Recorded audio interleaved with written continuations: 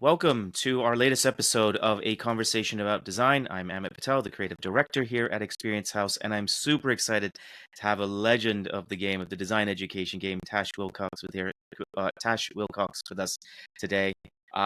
Tash, thank you so much. I know we've had a lot of conversations over the last, I don't know, 6 or 7 years through LinkedIn. We had a conversation a couple of years ago, and then obviously I've just been kind of seeing what you're doing, and I really wanted to get you on here to chat about this topic of kind of the future of design education. So, welcome.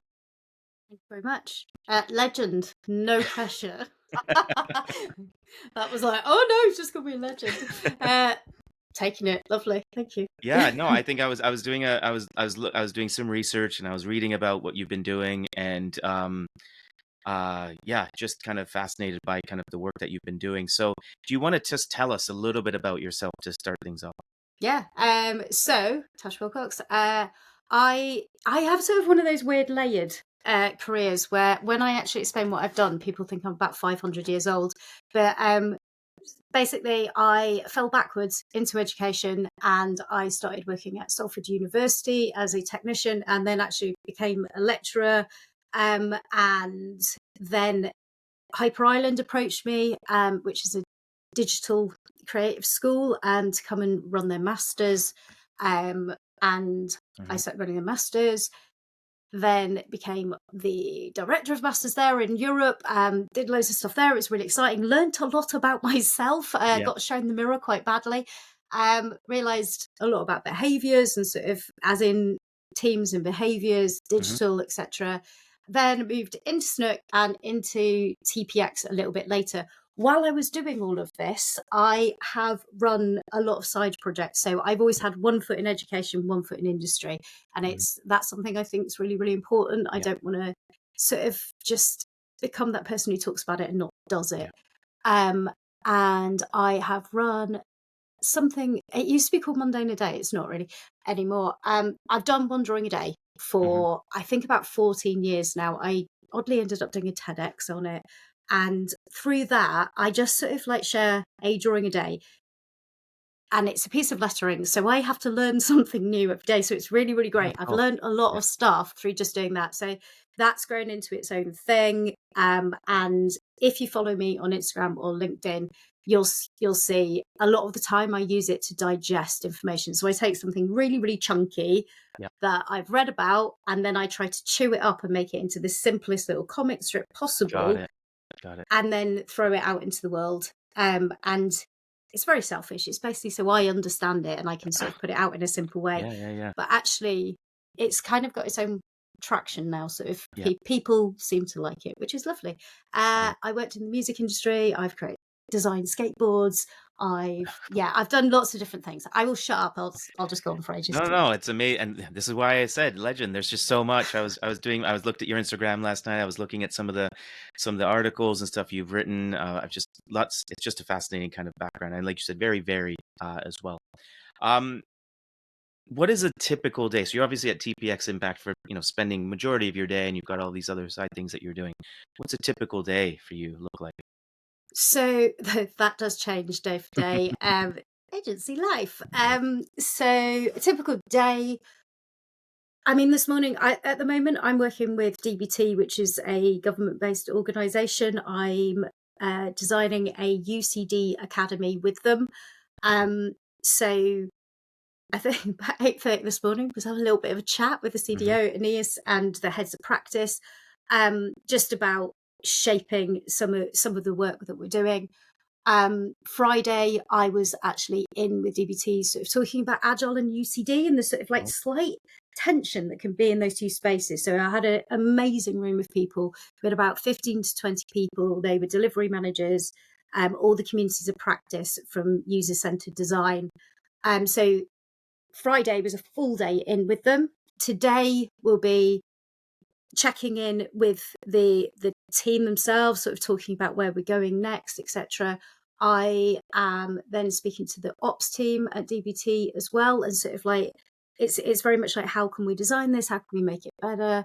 Then I'm trying to think what I'm doing for the rest of the day. That's awful. I should know. Then I actually have 4 other clients. So I'm running projects on leading in a digital world in Scotland and leading modern public services in Wales as well. So that's sort of like going and working with them. So I've got a little bit of work to do on that. So keep it short, Tash, is basically it's quite a lot of context switching in my space. Yeah. I have different clients, and that's fine. That's the way I'm used to operating. So it's a mix of designing, delivering, and then working with the team at TPX. So I'm with Beth this afternoon, who's a content design lead, and we're working on a delivery for working with stakeholders in content design. So like how to influence and understand you're probably being influenced Yeah. as well. So yeah, that was really mixed up. So lots of Yeah. Yeah. different Yeah. things all the Yeah. time. It's exciting. My Yeah. brain works in that way, and Yeah. I've always worked in that way. So I think Yeah. it fits for me. Yeah, no, I appreciate that. I like having I as well. I kind of like having multiple things kind of on the go, and like you said, I think that's such a. I've always thought about doing some kind of article or LinkedIn post about context switching because I think sometimes it's great. Not everyone can handle it, Yeah. but I think it's a fascinating way of working.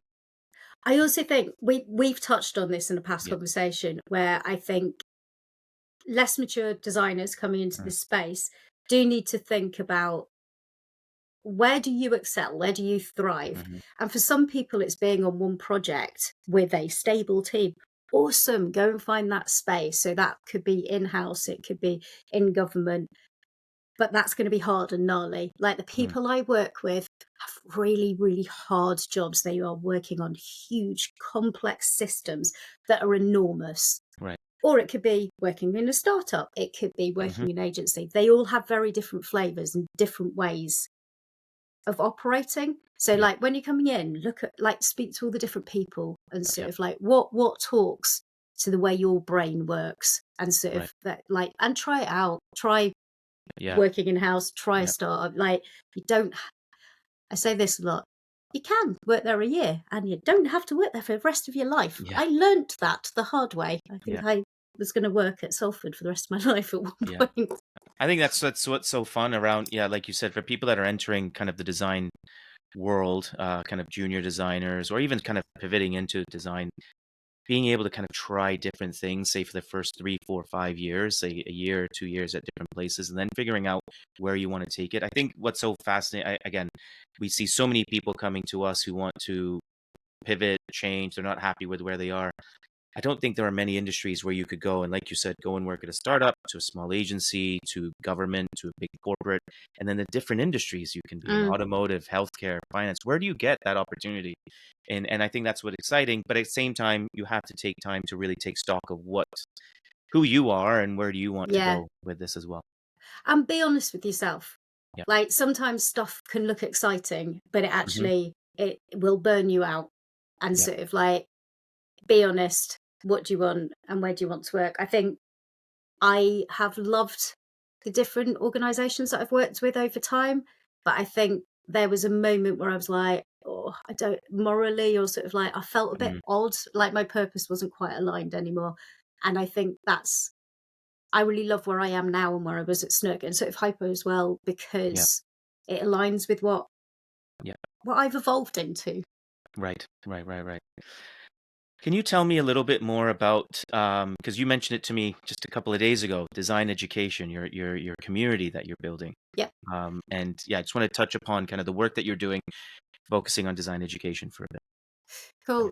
So does I am not I can't take credit for this. I work Okay. with the wonderful Jenny Thealon, who is incredible. We met through Hyper Island. She Mm. lives in Stockholm. And Jenny's one of those people that's like, I'm gonna do this, and then she creates it and then goes, okay. Yeah. And actually she said, do you want to come and help help with the community?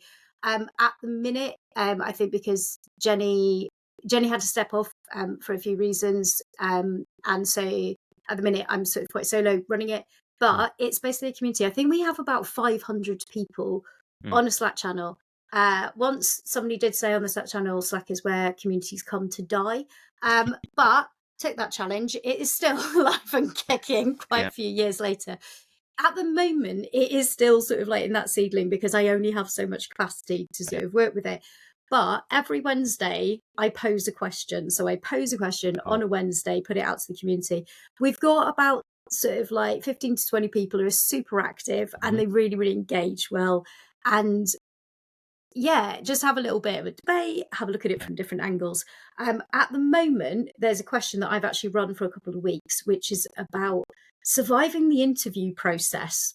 And and I'm going to say this publicly, I'm going to write up an article from sort of all the Nice. answers that they've said, but they've also said go and speak to different people who are sort of Mhm. like early career who've just sort Yeah. of like gone through that. So I've been speaking to a few people. Nice. But Okay. yeah, at the minute, I would say it's an awesome sort of space to engage and ask Yeah. questions and bounce. I think me and Jenny at some point when we have capacity would like to sort of grow it into something a bit bigger. Okay. Nice. Nice. Nice. Okay. So now that we've just upon kind of design education, obviously that's a massive part of what you're doing day to day. There's two avenues we can explore, and I'll let you pick which one. We can talk about the future of design education, what you think that's going to mean in terms of delivery, Yep. or we could talk about what skills do you think designers need to be picking up. And that doesn't matter if you're junior, mid, senior, head up, whatever. What do you think in terms of the next 5 years? How is the kind of education going to be shifted, and then what skills people are going to need? So I'll let you pick which one you want to kind of talk Ah, about. it's a hard one.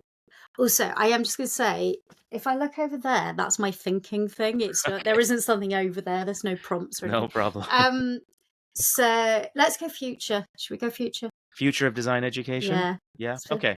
So in terms of delivery, all right, how do you think things are going to? Obviously, we talked about just before we started this. AI is going to play a big role, and there, I'm trying to actually stay away from any using kind of any AI tools to augment delivery. I think Yeah. it's still very much that face to face. Now, the way what we're teaching might change, but the way we deliver, I'm kind of staying away from any technology at the moment. What do you think are what? Well, first of all, what excites you, say 5 years from now, in terms of the way design education could be delivered? It's funny. I think the longer I've been in this, the less I'm bothered about the tools as such. I do a talk called, and I do tweak it, so people will have seen slightly different versions. Service design doesn't solve problems, people do. Mm, And I, at one point, I got quite excited about all of these new platforms. So in the yeah, pandemic, it was like, oh, platforms, get them mm, on my road, do this, do that. And actually, the the best sessions I run is where we do it in person yeah, and I actually go, can you put your phones away? Like put yeah, them if you need to answer them, great, but put your phones away. Don't need computers today. yeah. And we literally pens, paper, people. Hmm. That's that is the beauty. That's where the richness comes in. And I think just keeping it simple because the problem is as soon as you add in a Miro board and if you add anything fancy on the Miro board, it becomes about that, not Yeah. about what I'm talking about. And don't get me wrong, I use Miro, use Mural, I Mhm. use the tools, but they shouldn't be the feature. The Yeah. people in the room, the conversations, the curiosity, those connections, Yeah. and making a huge amount of space for the knowledge to be cracked open Yeah. that's what matters because those people and it's adult learning we're talking Mhm. about it's Mhm. not sort of you know going in and teaching we are facilitating we're facilitating brilliant people with brilliant thoughts to question them have curiosity be psychologically safe enough to go no I don't agree with that Mhm. okay why let's have this conversation and hold that tension that I wrote about it the other day, the Yeah. messy middle, that Yeah. lovely bit where you're like, oh, we're all being lovely to each other and Mm. we're not saying it. And then it's the sort of like, actually, no, I don't agree with that. Or have you looked at it from this perspective? Yeah, people, paper, pens. Yeah.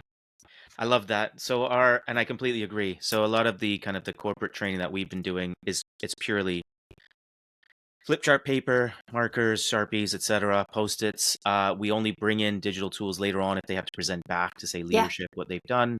Our first week of our UX boot camp is entirely on paper. Don't touch anything digital at all. And it takes people, it's like, oh, whoa, actually, I thought this was all going to be about tools. Yeah. But you're absolutely right that, and I'm sure you've seen obviously the design squiggle. It's almost like what you've just said there is like this, it's almost like we have to rework that a bit. Like it's this comfortable beginning and all of a sudden this This, messiness that comes right in them, and then that's where it's like, okay, oh, now I get why we're doing it this way. Now I understand, and people have to battle through that in as well. and what I've really appreciated, so like I said, I've been in with lots of different organisations really recently, and I still do online stuff. So we're going to be launching a lot of courses. Some are going to be online, some are going to be in person. So I have, Hmm. when you're online, you've got to use different tools, etc. Yeah, But the investment of being in the space, there's a real sort of like, it feels like it's starting to come back, and yeah, people are investing in their people and giving them hmm, that time and space. And in an industry that's like fast, fast, fast, go, go, go, yeah, having that sort of like moment of calm in a space with other people, and sometimes that you haven't seen. mm, I don't know if you get this. I love that moment where you sometimes see people who have never met, yeah, and I'm really short, so I'm going to say this. It's the height thing. They're like, oh, you're not quite the person that I thought I was going to meet. And there's this lovely sort of yeah, moment where you see that. But yeah, the investment of being in person and the value that adds. yeah, And going to repeat, I love tech. I mm, love tools, tech, mm, tinkering, but in that learning space, there's nothing better than being in a room together. yeah, absolutely. So, do you think there's a challenge coming up over the next 3 to 4 years? I think there's going to be even more of an explosion of platforms. Like you said, Hmm. there was during the pandemic that kicked off much because obviously we're all at home, projects have to keep going, etc. Do you think over the next 3 to 4 years, as more platforms and tools come, and some will last and some won't, how do we stay away from just reverting back to that kind of old way of working, or that new way of working rather, but not kind of and losing pen and paper and people? I think it's in online stuff, don't get fooled. This sounds Mm, like a song. Don't get fooled by the tool. yeah, Like that you have to use all the yeah, features, and it's like we'll have bells going off. Music. mm, I I have slight misophonia. I don't have slight misophonia. I have misophonia. If you put the tinny music on a mural, all I can hear is that, and I can't think. yeah, So it's little things like that. Accessibility. I used mm, to have a colleague that could not, because of sort of like wrist action, use Miro. mm, And basically, every time she was sort of in a session, was completely discounted. And it was like, well, yeah, can't we use more yeah, accessible tools here? And I like again, Mural, Miro, Jamboard, whatever you're mm, using, really, really fantastic. But actually, sometimes we don't need them. Sometimes they yeah, just, they need to go into a breakout room and have a really interesting conversation. yeah. Or I've actually said, can you bring pen and paper, Yeah. please? And I get them to, if Draw you're it. doing Yeah, something like frantic fives, draw it on a yeah. piece Draw it of up. Yeah, paper. I don't need to do it on a thing. yeah, And again, it's that digital literacy. mm, I've worked with a lot, and actually, and this is not me having a go at leaders, a lot of the leaders, they're not used to using Miro boards. So all of yeah, a sudden you're just going, do this. And they're a bit like, mm, why are you putting me onto this space that is new and confusing? And you're now introducing new concepts and new. So I want them to learn about the concepts, not about the tool. yeah, Like, stop adding these layers of friction into my absolutely. learning. I'll only take 7 things away from Yeah, today. I don't want one of those to be how to make a Post-it on Miro. I want yeah, it to be a deeper concept and a conversation and be challenged. yeah, absolutely. Yeah, we ran a workshop, and going back to your accessibility point, we ran a workshop with an organization that had about 50 people on a mural board, and we were doing a practice of an experience map of going through the airport or something, and 50 people all of a sudden on this mural board going nuts, and it just was so overwhelming for so many people. And some people just said, I can't take part. So they're not, and it's things like that. We're like, okay, well, we're gonna have to adjust or figure out a different way of delivering this in the future. Yeah. So, there was that trend where everybody loved doing sort of a little video capture of all of the cursors doing that, and it's like, Yeah. look how many cursors are moving on our screen. And it was like this, like, oh, look Yeah. at us learning. And actually, like, A, it used to frustrate me, but B, turn your cursors off, please, because Mm. actually, a lot of people get seasickness from seeing all of the Yeah. cursors like that. So if you have it on your screen, turn the cursors off, because Mm. and I'm speaking as one of those people. It can be Yeah. really overwhelming, but Yeah. actually, I've had participants, so, and I'm saying this on myself. I learned the hard way. I Mm. had a participant that actually said, "This has made me feel seasick. I'm going to have to go and have a bit of fresh air, and I'll come back." So, like, I learned. I should have understood that, but I was still in that, like, look at all the cursors, aren't we special? Yeah. So yeah. Nice. And and again, going back to the future now, stepping away from tools, what in terms of skills like that we're actually then having to deliver. So Mhm. obviously AI is here, it's not going anywhere. There's probably more data fluency needed, etc. Do you think there's any more skills that as educators we absolutely must be delivering as foundations moving forward? Yeah. So, and this will probably this rings into where I've like been talking about the background of things. A lot of what we do at Hyper Island, a lot of Hmm. what I do at TPX is, I'm probably not going to teach you a tool. Yeah. Everything I have learnt, sort of tools wise, I've sat and sort of learnt myself and sort of tinkered and things like Hmm. that. We did, like, so I ran a design academy internally at TPX, and in that we ran a session on prototyping tools, so the government prototyping tools, and that is something, sit down, do it with people, and that was very tools based, but that was Yeah. sort of one of the few tools based things that we actually Mm. went into, because we had 10 people on the academy. The crew were incredible at going, I want to learn that. That's the thing. And you have a budget to go and sort of like spend on certain things.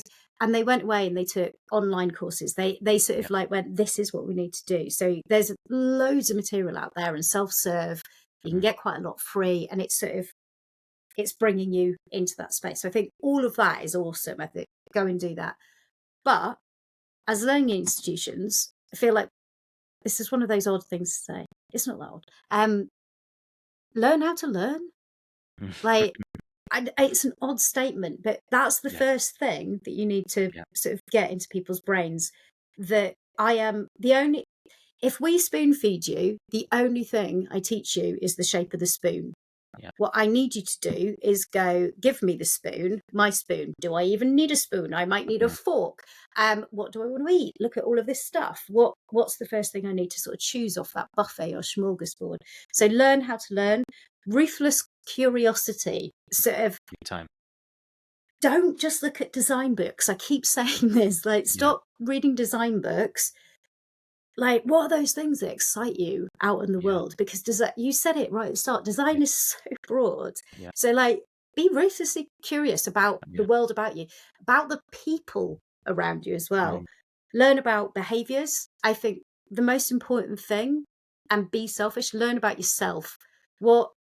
How do you like feedback? How do you give feedback? How do you share stories? How, what's the story you're Mm. telling about yourself? What are the things that you needed to, I said earlier, what is the mirror that you probably need to be shown about yourself Mm. and your behaviors, so that you can go into a team and be the best person in that team for those other people, and not allow somebody else's behavior to trigger you, because it's like, okay, that's about them, or Yeah. I have done something. What was my responsibility in that space? So Yeah. yeah, understand you, so that you Mm. can go in two teams, because design isn't a lone wolf sport. Mm. Like, I think I, I'm stealing this off Ray. I spoke to Ray from, she's a user researcher. I spoke to her yesterday, and she was like, when she first came into it, I thought it was a lone wolf sport. I'd come Yeah. from design and sort of like, I think it was jewelry making. And then I went, oh, it's all about team. And it took me a long time to pivot to that space. And again, design, service design, user research, interactions, it is a team sport. So you really need to be ready for that. So yeah, I'll go on This and on about teams then. but this resonates so well. I think everything you've touched upon there, if I'm looking now at students that are coming through our programs, and I know a couple of them have come to work in Mhm. or work with at TPX, or of course we have some common connections. I think if I'm looking at the students that are coming through now, and we get some people who are fresh out of university and they're like, this is where I want to go, or they're career pivoters.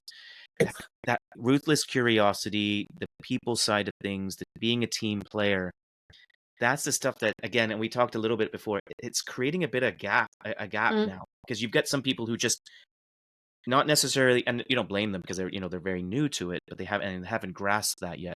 But then you start to see some that have started to grasp that very quickly, or they're bringing some of that skill set, that curiosity from other disciplines into design. Yeah. And you can see this I can see this gap opening up. And then when you bring in the tools, I know we're not talking about tools, but then you get some people who then kind of go away. You mentioned a tool to them. I had some people over the last week, I was showing them some of this. I'm always curious and playing around with different tools. So I was showing them like Lovable. I've been really enjoying using Lovable to kind of create this little fun side projects. And one student who spent the entire weekend building something and came in on yesterday and showed it to us on Monday. I was like, this is amazing, but this is exactly is what we're talking about. That you went away, you were curious about it, Yeah. you gave yourself a side project, and you built something. And I'm like, you know what would be amazing? I said to him, imagine you could build your portfolio with this. Now you've given yourself a great excuse to learn that tool, but it's the curiosity that fueled that. And this is that working in the open. So Mm, it's really important to work in the open, and it's hard because when you're coming in to the industry, it's just like, oh, I've got to put my opinions out there. I've got to put yeah. my work out in the space, and it's just like it's not quite finished or Mm, it's a work in progress. But actually, sort of, that as an example, won't away for the weekend, so you can go. I do love LinkedIn. I know people have different opinions. yeah. I've grown to love it in the last year, and I've started using it in different ways. But yeah. So that person not only does that for portfolio, because people have to come to the portfolio, go to them, I did this. Yeah. Lovable's a new thing. I learned this in a weekend. These are the Yeah. things that I learned. This is my top tips. Yeah. So put it back out in the world so Yeah. other people can stand on your shoulders. Yeah. And it's amazing. And then Yeah. they might come back and you build communities through doing that. Yes. And just putting your love of design or just stuff out there is Yeah. just incredible. For I don't like the I'm going to say net not working, as they used to say, like networking and things like that. Yeah. It's like make friends, not contacts. I did a Yeah. talk on that ages ago. It's just like just find the people that Yeah. rattle your cage or excite you, or sort of you have that little gnarly debate with and question you in different Yeah. ways. I love the people who make me go, oh, I don't want to have this conversation because you're questioning me. Just say, Yeah. yeah, that I'm brilliant. But Yeah. actually, I love the people that make me feel a bit like, oh no, they're going to work. They're the people that always make me feel a bit Yeah. uncomfortable. But I love them because they make me think differently, question everything. And then I go away and then I go back and go, okay, this you Yeah. have another conversation. So yeah, don't just make friends with the friendly people, make friends with the people that question you and Yeah. provoke you. I think this is again just going back to the whole kind of ruthless curiosity and the future of education. I think this is something that I've been banging on for quite a long time, like curiosity, curiosity, curiosity, because that's the thing that will just kind of propel you. And so we're actually, listening to our own kind of advice. And one of the things last year, we did lots of different industry events in our studio. We brought different speakers in, but this year we're flipping it and we're saying, actually, the students who are doing this curiosity pieces and exploring things, once a month, we're going to do like a student showcase where they get to come in and like pick two or three of them and do like a playback to the wider alumni group. And It- we're this spirit and then building that community of curiosity internally. no, I love it. And it's just that, so the best way to learn is to teach as well. Yeah. So and it goes back to what I was saying at the beginning, like find that really difficult thing that you don't quite understand, and how can you chew it up and put it back in the world. It does Not everybody likes doing talks. um Yeah. we had this conversation, or sort of there was a question on it where about bringing diversity, was sort of like creating a more diverse space. And Jazz, who I work with, Mhm. is a good example of Jazz. I'm sure she's fine with saying this. Jazz doesn't really like public speaking. It's Mhm. not her comfort zone. And we've spoken about it because I quite enjoy bouncing on stage. I didn't get enough attention as a child. So yeah, Jazz has gone, no, I I want to get up on that stage. I want to talk about service patterns. I'm really passionate about that. Yeah. So has found that sort of way of getting it into a comfortable space for her. But also she wants to represent Asian women on Mm. stage and be like in that leadership space. I am an Asian woman in leadership. Mm. And there's that be what you want to see sort of like and put it out there. But I would equally say, we have created the diversity issue. So I'm not looking at Jazz or sort of like minorities and going, well, you have to solve it. You've got to get up on stage, because that's not fair either. Right. So how do you create ways of encouraging people to get their stuff out there in lots and lots of different ways? And there's some people are brilliant at blog posts, Yeah. some people are great at talks, talking heads. There's this great video that I cannot find where the man sort of says, find the way of getting it out. If you're really good at origami, do it in the style of origami. And I think Right. that's it. I hid behind my drawings for a long time on Instagram. And actually, the writing, I'm not a natural writer. Mm. Like, it scares me.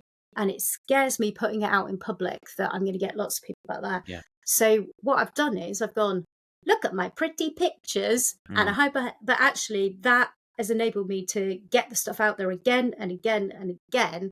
And it's stopped hurting every time I press go now. It's like, Yeah. it's all right. People 99% of people have got your back, and they Yeah. want you to succeed, and they want to add in. And that 0.1, whatever the percent was, who say something a bit crap to you or try to pull you Mm. down, that's on them, not on you. Just let them, just Yeah. don't feed the trolls. Let them do what they need to do. It Yeah. reflects on them, not on you.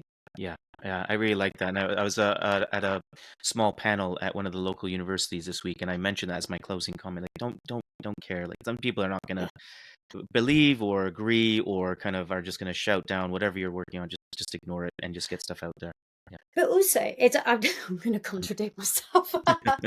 um, Also, there's that whole thing in sort of systems leadership. There's that whole thing of like always listen to the dissenting voices, Mm. always listen to the people because there's 2% truth in what everybody's saying, and actually read it, and it's basically it's feedback, and it's that gift, and it's that you go, okay, am I gonna what can I learn from this? Is it something I do need to listen to? And there's a Mm. bit of 2% truth in there that next time I write this, I shouldn't say other so much or something like that. Right. It might be a small thing, or do I go, okay, I've listened, thank you for your comment, Mm. kill them with kindness, but I'm choosing not to listen to that and Yeah. let it go.